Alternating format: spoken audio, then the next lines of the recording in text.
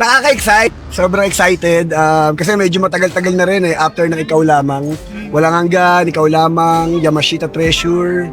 Tapos, probinsyano pero maikling-maikli lang. And then, ngayon talaga itong Sigabo. Ito finally yung pagsasama muli namin, pagtatambalan namin. Kaya sobrang kami excited, yung nervyos.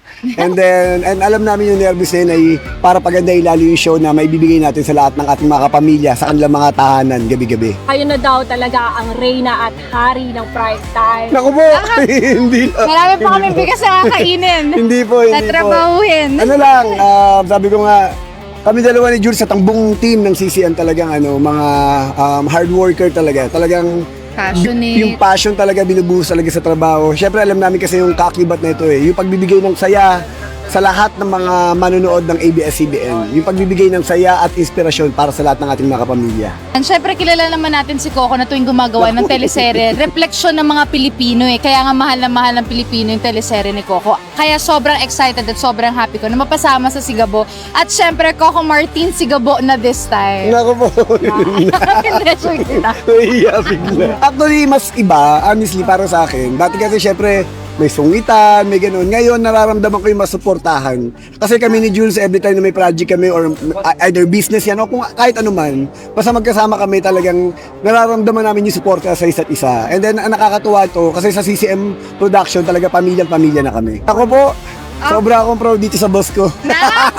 Hindi, ito yung tunay kong boss. Ako sobra akong proud. At sabi ko nga, ito yung dream ko para sa kanya Lagi ko sinasabi yon na this time sana ikaw naman. And ito nga, Coco Martin Sigabo. Kasi lagi ko sinasabi, tawag ko sa kanya genius Nako. Kasi biruin mo siya nakakaisip ng lahat. Tapos kapag syempre nakakasama ko naman siya lagi. Pero pag tinitingnan ko siya sa trabaho, nakaka-amaze. Sabi ko, hindi ko na-expect na, wala, ang bilis, binibigay talaga sa kanya ni Lord. Iba-iba yung talent.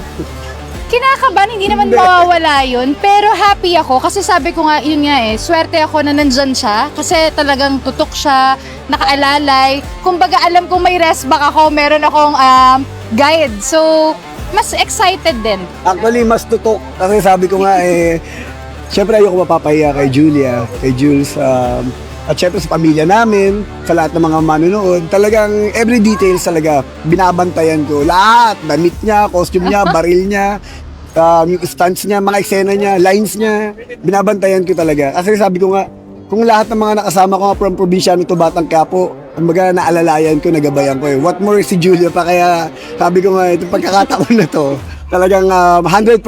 At sana may bigay ko yung best ko para sa kanya at sa lahat sa inyo. Ikaw magtutok.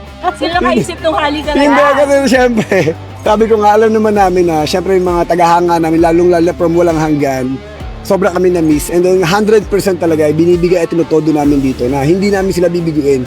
First day pa lang, sisiguraduhin na namin, taabang-abang at talagang sisiguraduhin namin na sulit ang matagal yung paghihintay. Kaya magkita-kita po tayo. Thank you!